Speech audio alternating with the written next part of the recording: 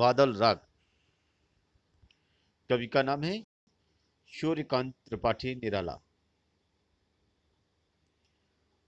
बादल राग कविता अनामिका के 6 खंडों में प्रकाशित है। यहाँ उसका छठा खंड लिया गया है। लघु मानव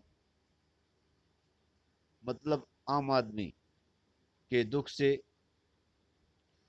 त्रस्त कवि यहाँ बादल का आह्वान क्रांति के रूप में कर रहा है, क्योंकि कवि का मानना है कि विप्लव से अर्थात क्रांति से छोटे ही शोभा पाते हैं। अर्थात क्रांति जब होती है तो छोटे लोगों का भला होता है। किसान मजदूर की आकांक्षाएं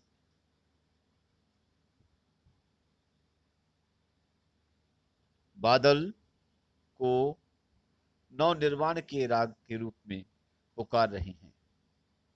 अर्थात किसान और मजदूर बादल को समाज के नए निर्माण के रूप में देख रहे हैं, एक क्रांति को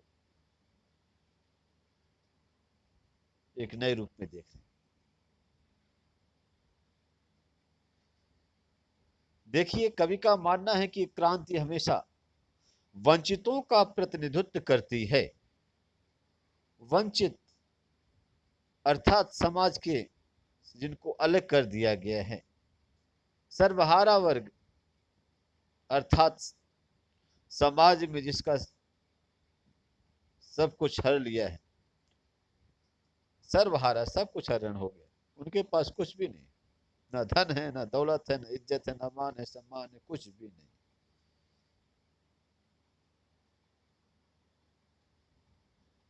इस अर्थ में भी छोटे को देखा जा सकता है। अट्टालिका नहीं है रे में कवि वंचितों की पक्षधरता की अनुगुण स्पष्ट है। यहाँ पर अट्टालिका नहीं है रे में कवि ने क्या है, वंचितों का पक्षधर है। यहाँ पर बताया कि अट्टालिका नहीं, अर्थात ये पूंजीपतियों के महल नहीं है, ये क्या है, आतंक का घर है। ऐसा कहकर के कवि वंचित और सर्वहारा वर्ग का पक्ष लिया है। बादलों के अंग अंग में बिजलियां सोई हैं, वज्रपात से उनके शरीर आहत भी हो तो भी हिम्मत नहीं हारते, बार बार गिरकर उठते हैं। गगन स्पर्शी स्पर्धा धीर ये बादल दरअसल वीरों का एक प्रमत्त दल दिखाई देते हैं। कवि को क्या लग रहा है, ये बादल क्या है, क्रांतिकारियों का एक मदहोश मदमत्त दीवाना समूह है, जिसमें क्या है, जिसके जीवन में केवल एक ही उद्देश्य है, क्रांति क्रांति क्रांति। ऐसी सोच कवि को इन बादलों में दिखाई देती है। चूंकि ये विप्लव के बादल हैं, इसलिए गर्जन तर्जन अमोघ है।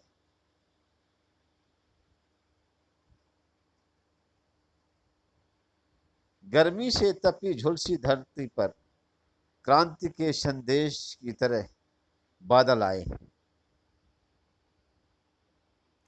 पूरी धरती गर्मी से जब तप जाती है, झुलस जाती है,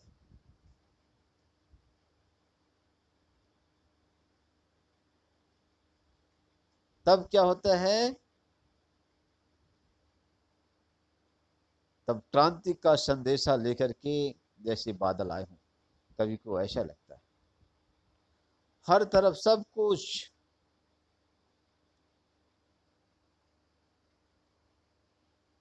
रूखा सूखा और मुरझाया सा है, उदासी है। अकाल की चिंता से व्याकुल किसान हाड़ मात्र ही रह गए हैं। हड्डी है और बस हो गया, हाड़ मात्र, मात्र हड्डियां बस रह गई, ऐसा कवि ने कहा है। जीर्ण शरीर त्रस्त मुख नयन, पूरी धरती का हृदय दग्ध है। ऐसे में बादल का प्रकट होना प्रकृति में और जगत में कैसे परिवर्तन घटित कर रहा है। कविता इन बिंबों के माध्यम से इसका अत्यंत सजल और व्यंजक संकेत करती है। धरती के भीतर सोए अंकुर नवजीवन की आशा में सिर ऊंचा करके बादल की उपस्थिति दर्ज कर रहे हैं। क्रांति जो हरियाली लाएगी, उसके सबसे उत्फुल्ल धारक नए पौधे छोटे बच्चे ही होंगे।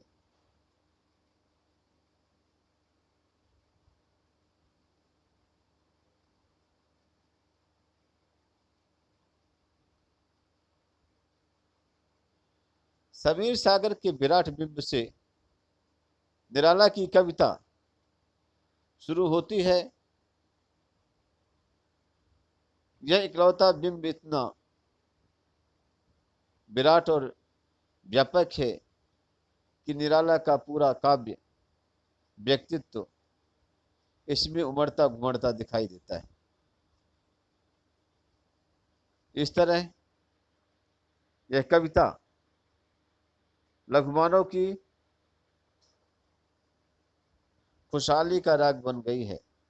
इसलिए बादल राग एक और जीवन निर्माण के नए राग का सूचक है, तो दूसरी ओर उस भैरव संगीत का भी जो नव निर्माण के कारण बनता है।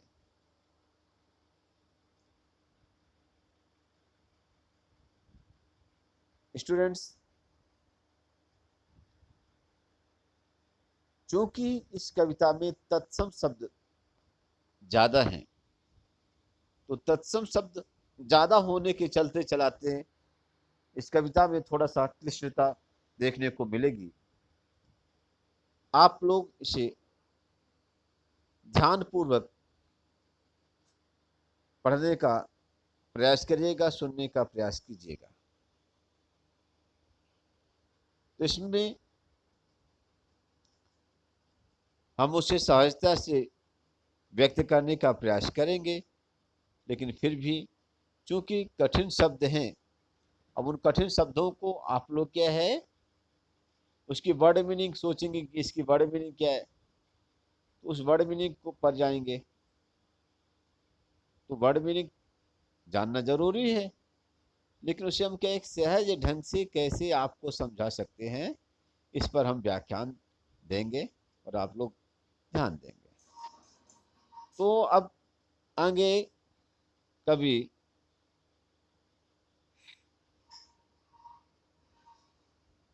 कहते हैं, तिरती है समीर सागर पर, तिरती है बादल राग, बादल का राग। कैसा राग? कि तिरती है समीर सागर पर।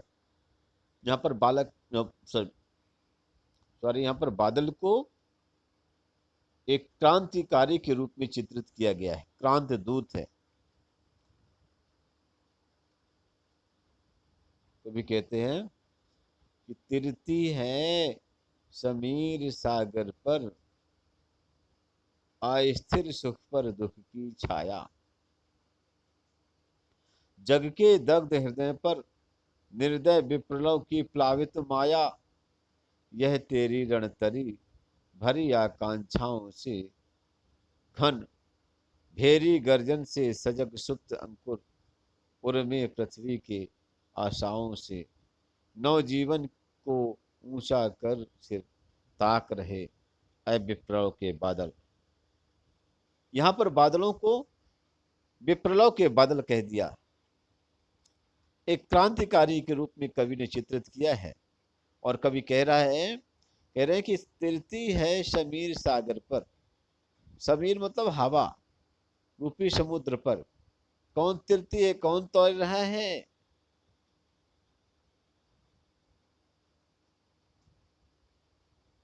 अस्थिर सुख, या सुख की तरह जो अस्थिर है। माने क्या है? बादल कैसे किसी एक जगह पर स्थिर नहीं होते, उनमें मूवमेंट्स होता रहता है।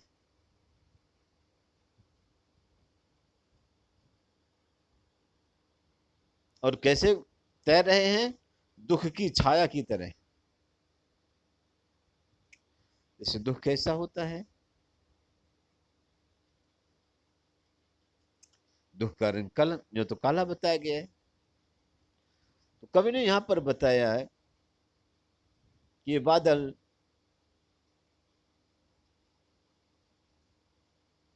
चारों ओर कैसे फैल गए। ए बादलों, ए क्रांतिदूत बादलों, तुम क्या करो? इस तरीके से आसमान में छा जाओ, हवा में छा जाओ। समीर हवा रूपी समुद्र में छा जाओ और तैरो। जिससे क्या है? पूंजीपतियों के यहां दुख की छाया पड़े, उनका सुख अस्थिर हो जाए और वो दुख से भयभीत हो जाए। ऐ बादलों, जग के दग्ध हृदय पर, दुनिया के दग्ध मतलब जले हुए हृदय पर तुम क्या करो? निर्दय विप्लव की प्लावित माया। अपने क्या है? निर्दयी क्रांति की प्लावित में क्या है? सराबोर कर देना, ढक लेना।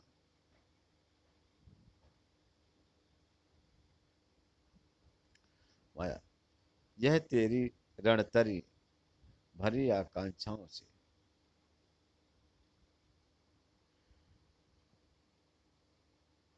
कवि कहते हैं कि यह तेरी क्या है? रणतरी है, रणभूमि। बादल अब क्या लग रहे हैं? जैसे रणभूमि में नौका होती है ना, पर जैसे रणभूमि में, जैसे युद्ध भूमि में को पार करने के लिए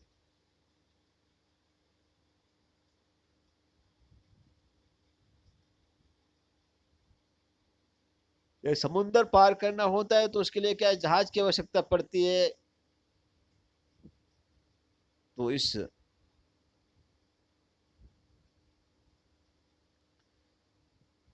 कवि कहते हैं कि ये रणभूमि क्या है? भारी आकांक्षाओं से, इसमें इच्छा शक्ति प्रबल है।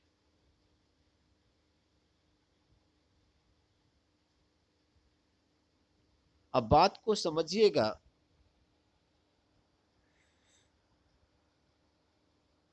कि कवि ने यहां पर यह बताने का प्रयास किया है कि जैसे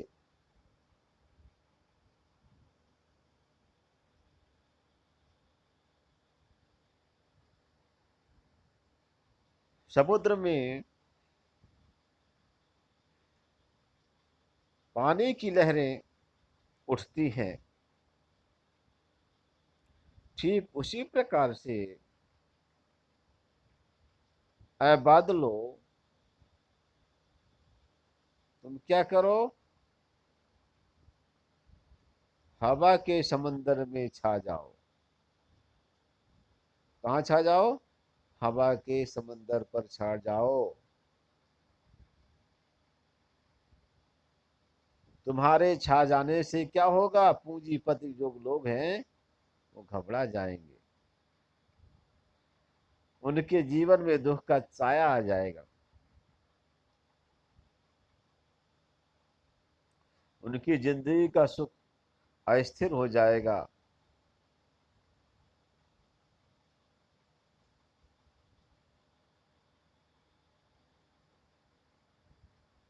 ऐ बादलों, दुनिया का हृदय क्या है? जला हुआ है। यहाँ के सर्वहारा वर्ग क्या है? बेचारे दुखियारे हैं, उनका कलेजा सीना जला हुआ है, तार तार है, क्योंकि उनके साथ में ऐसा दुर्व्यवहार हुआ है। ऐ बादलों, तुम भी निर्दयी होकर के क्रांति से क्या सब कुछ सराबोर कर दो, प्लावित कर दो, सब कुछ ढक दो।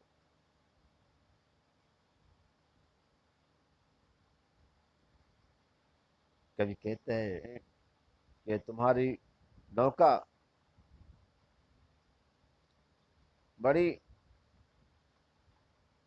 आकांक्षाओं से भरी हुई है,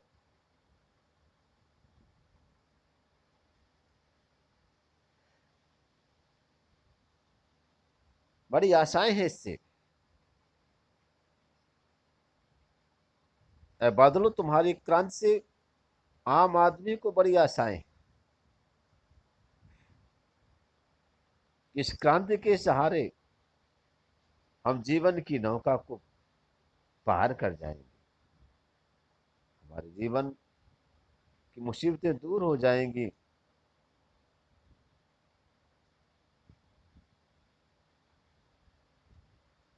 कभी कहते हैं घन, ऐ बादलों, घन बादल, ऐ बादलों देखो, भेरी गर्जन से, तुम्हारी घनघोर गर्जना से क्या होता है? सजग सुप्त अंकुर, सोता हुआ अंकुर, सोता हुआ बीज,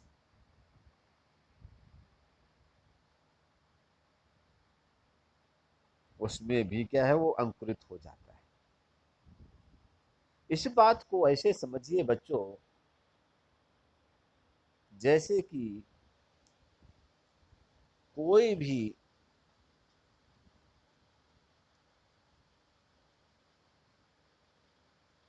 गर्मी के समय पर अपन देखते हैं तो कहीं पर भी अपने को कोई भी छोटा मोटा पेड़ पौधा दिखाई नहीं देता, जैसे कि बरसात में दिखाई देते हैं।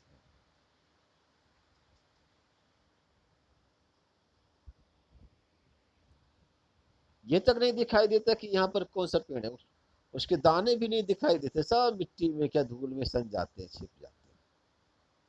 तो कवि का कहना है कि पूंजीपतियों के आताताईपन से, उनके क्या है शोषण से क्या हो गया है? आम आदमी भयभीत है, और जब क्रांति आएगी तो क्रांति में क्या होगा? उस क्रांति का प्रभाव यह पड़ेगा कि सभी लोग जो आज समाज में सुस्त पड़े हुए हैं, सोए पड़े हुए हैं, उनमें भी एक जीने की एक नई आशा जागेगी, और इस धरती पर वो भी सीधा तान करके खड़े हो सकेंगे, उनमें भी नई चेतना का प्रवाह होगा। तो इसलिए कवि कहते हैं कि घन, है बादल, तुम्हारी भेरी गर्जन से, तुम्हारी क्रांति की गर्जना से क्या है? जो छोटे छोटे बीज हैं, जो क्या है सोए हुए थे, वो भी जाग गए हैं, वो भी अंकुरित हो गए हैं। अर्थात जब पानी बरसता है बच्चों ना, तो जो छोटे छोटे घास फूस के दाने होते हैं ना, वो भी क्या है, उगना शुरू हो जाते हैं।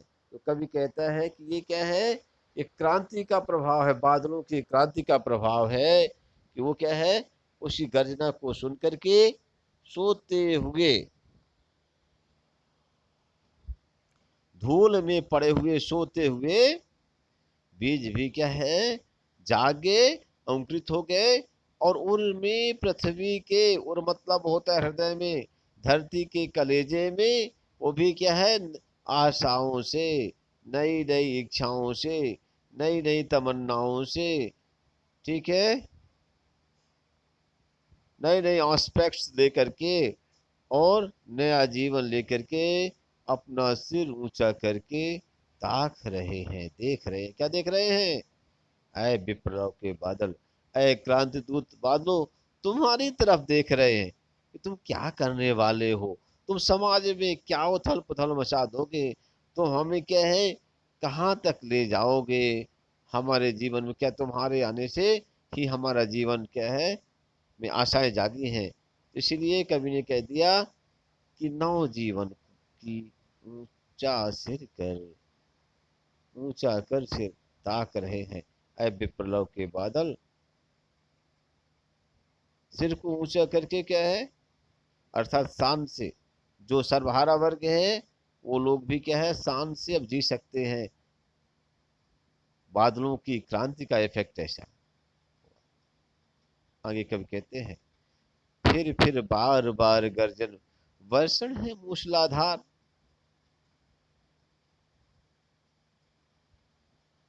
बार बार क्या है, अरे बादलों कैसे बरसो, फिर करके बदलो, बार बार गर्जना करके बदलो, मूसलाधार बारिश करो, क्योंकि तुम्हारी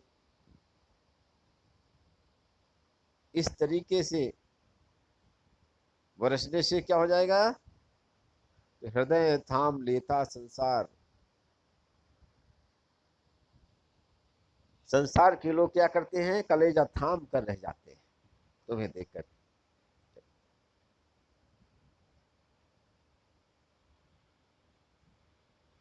सुन सुन घोर वज्र हुंकार, ऐ बादलो तुम्हारी क्या घोर गर्जना को सुन करके लोग क्या है, कलेजा थाम कर रह जाते हैं। अशनिपात से स्थापित सत सत उन्नत सतवीर, कवि ने यहाँ पर क्या है, बादलों को क्या कह दिया कि बादलों क्या है, आप अशनिपात से स्थापित,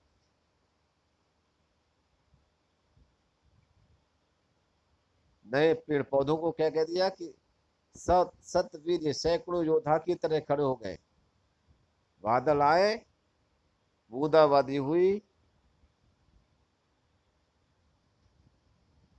नए नए पेड़ पौधे उगाए, तो कवि ने कह दिया ये क्या है, ये उसे शान से सिर ऊंचा किए सैकड़ों जो तो योद्धाओं की तरह कवि को लग रहे हैं।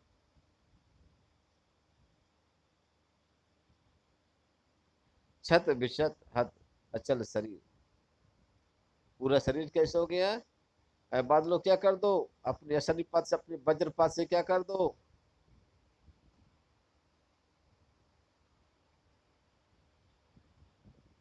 लोगों के शरीर को छत विछत कर दो,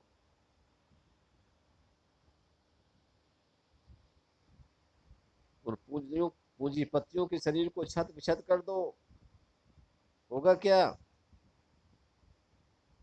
गगन स्पर्शी योद्धा धीर, आसमान को छूने वाले एक धैर्यवान योद्धा, हंसती है छोटे पौधे लघुभार,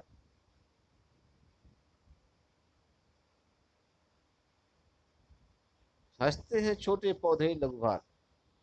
कवि यहाँ पर यह बताना चाहते हैं कि बादलों के आने पर, बादलों के वज्रपात करने से, यहाँ पर बादलों को क्या कह दिया, अशनिपात से स्थापित, वज्रपात से, वहां पर क्या है, राइटर के कहने का मतलब यहाँ पर दो इसके अर्थ लिए जा सकते हैं। एक तो क्या है कि वज्रपात, बादलों में क्या होता है, वज्रपात होता है, बिजली गिरती है, तब भी ऐ बादलों, वज्रपात होने के बाद में भी तुम योद्धा की तरह, एक उन्नत किस्म के योद्धा की तरह, एक श्रेष्ठ योद्धा की तरह, भले तुम्हारा शरीर छत विछत हो जाए, ठीक है, फिर भी तुम्हें क्या करना है, अपने क्रांति के रास्ते पर आगे बढ़ते रहना है। क्योंकि तुम में क्या है, तुम ही गगन स्पर्शी योद्धाधीर, तुम आसमान को छूने वाले एक धैर्यवान योद्धा हो। तुम्हें देखकर हंसते हैं छोटे पौधे लघुवान, तुम्हें देखकर छोटे छोटे पौधे क्या है, हंसने लगते हैं। शस्य अपार, अपार जो क्या है, ये जो फसल है ना, ये भी हरी भरी हो जाती है। हिल हिल खिल खिल हाथ हिलाते तुझे बुलाते। मतलब यहाँ पर किसान और मजदूर वर्ग क्या है, हाथ हिला हिला करके और खुश होकर के ऐ बादलों तुम्हें बुला रहे हैं। विप्लव के रव में छोटे ही शोभा पाते। कवि का मानना है कि जब विप्लव राग होता है, क्रांति होती है, तो छोटे लोगों को ही उससे फायदा मिलता है। अब इसके आगे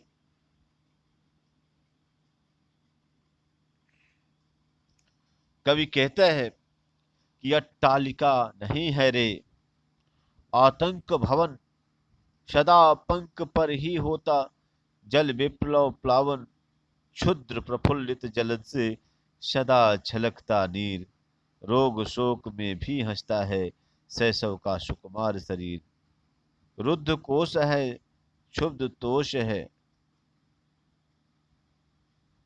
कवि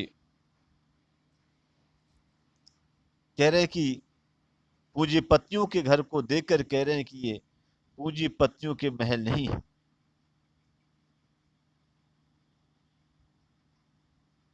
ये क्या है, अट्टालिकाएं नहीं है, पूंजीपतियों के घर नहीं है, बल्कि ये क्या है, आतंक के घर है।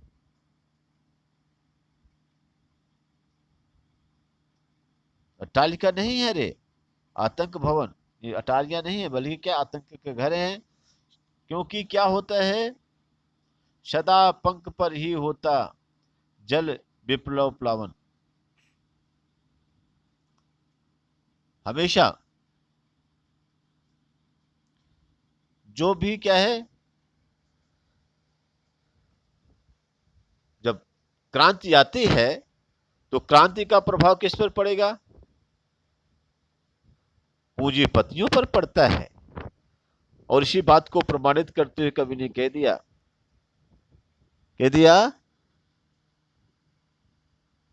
कि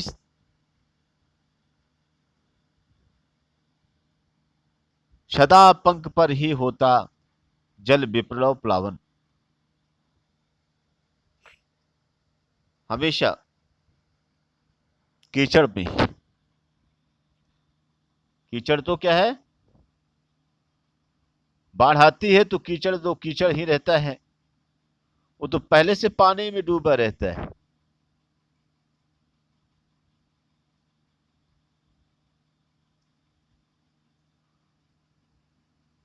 होता क्या है कि सदा पंख पर ही होता जल विप्लव प्लावन, जब जल भराव होता है तो जल भराव होने के कारण जल उस बाढ़ में कौन डूबता है, कमल ही डूबता है। कीचड़ तो ऑलरेडी क्या है, डूबा रहता है, उसमें क्या अंतर पड़ने वाला है। तो उसमें क्या है, कीचड़ में तो कोई अंतर पड़ने वाला नहीं है। तो उस बाढ़ में मूसलाधार जब बारिश होगी, उस बाढ़ में उस पानी में कौन डूबेगा,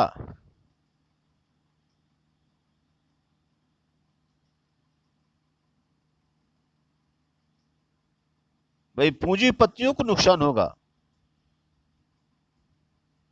उस पंख पर, उस कीचड़ पर तो क्या है, बाढ़ हमेशा आती रहती है, बल्कि पंकज है, कमल है, उससे कीचड़ से निकल करके फूलता है। कवि के कहने का मतलब यह है कि कभी भी जब क्रांति होती है तो पूंजीपतियों को नुकसान होता है, छोटे तबके के लोगों को नुकसान नहीं होता, उनको तो फायदा होता है।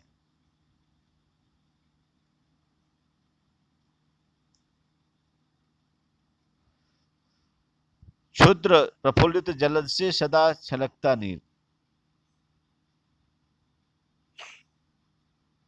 कीचड़ तो कीचड़ रहता है। पानी किस पर प्रभाव डालता है, जलज पर, कमल पर प्रभाव डालता है।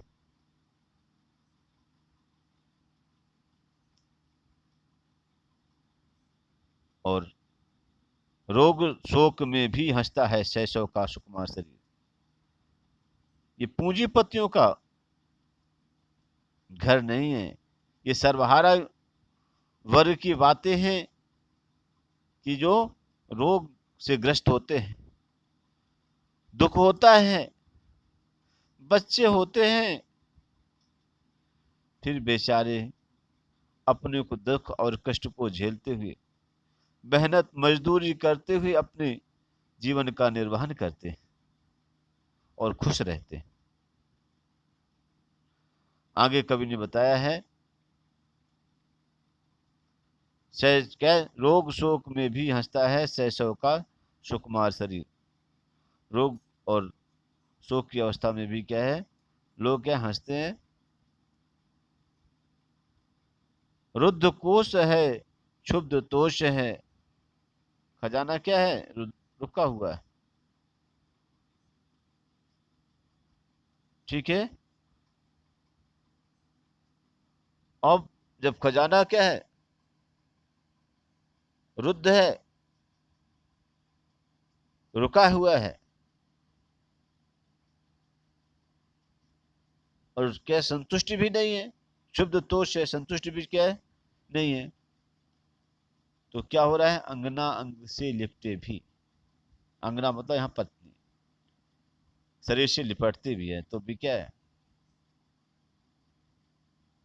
फिर भी पूंजीपति क्या है, आतंक अंक पर काप रहे हैं। पूंजीपति फिर भी क्या है, थर थर काप रहे हैं।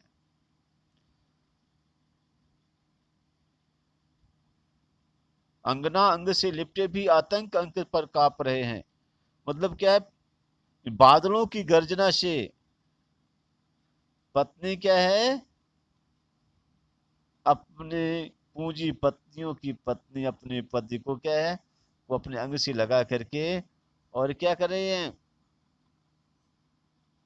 भयभीत हैं वो उनकी जीवन और विकास को लेकर के।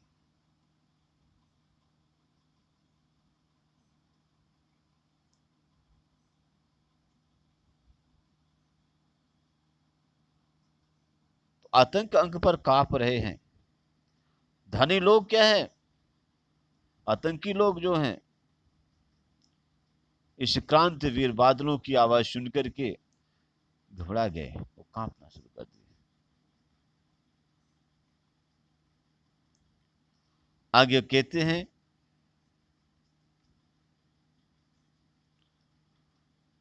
त्रस्त नयन मुख ढांप रहे हैं, जीर्ण बाहु है, क्षीण शरीर, तुझे बुलाता कृषक कृषक अधीर। त्रस्त यहां पर क्या है,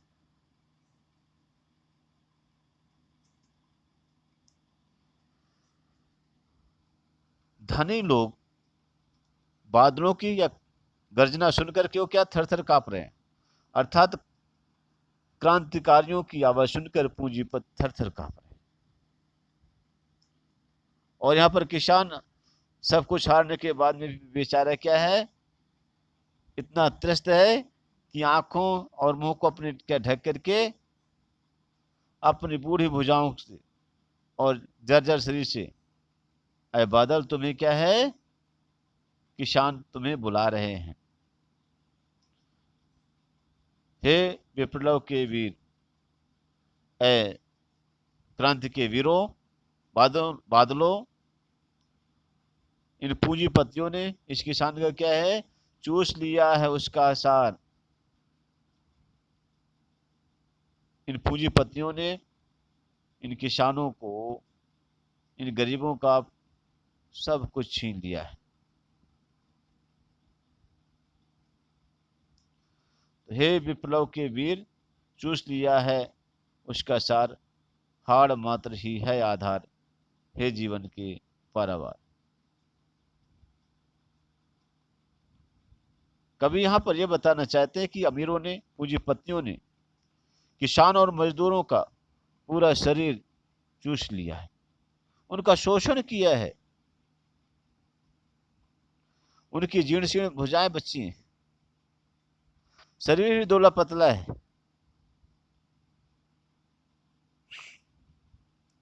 उनके जीवन का सार तत्व ही जैसे चूस लिया गया हो। अब हड्डी और मांस ही उनके जीवन का एक आधार बचा हो। इसी बात को ध्यान में रख करके और बादल एक क्रांतिकारी के रूप में आए, और क्रांतिकारी और बादल क्या कर रहे हैं, एक विप्लव के वीर है, एक क्रांति के योद्धा हैं, और वो क्या करेंगे, समाज में नया परिवर्तन लाएंगे। क्योंकि उसने देख लिया है कि इन गरीबों को हमेशा शोषण हुआ है, इनके शरीर में मात्र हड्डी और मांस बस बची, हड्डी बस बची है, कुछ नहीं बचा।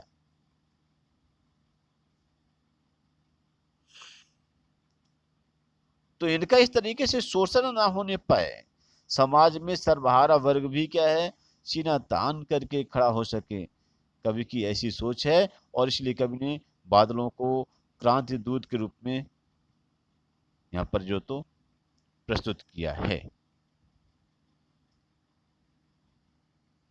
जैसे क्रांतिकारी, यहाँ पर जीवन का पारावार, जीवन के पारावार मतलब क्या होता है, समुंदर होता है। जीवन क्या है,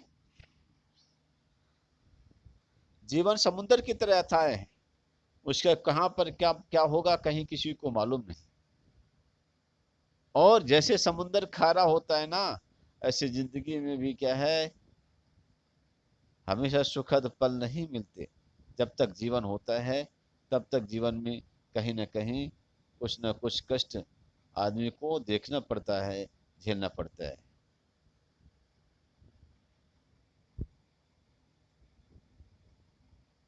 तो जीवन रूपी समुंदर को पार कराने वाले कौन हैं, बादल हैं। जो कि बादल यहाँ पर क्रांत वीर के रूप में प्रस्तुत किए गए हैं, योद्धा के रूप में प्रस्तुत किए गए हैं।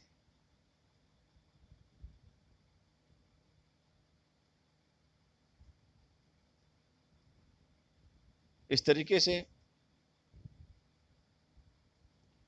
ये पाठ पूरा हुआ। इसे फिर से पढ़िएगा, जहाँ जो प्रॉब्लम आए बताइएगा। Thanks students.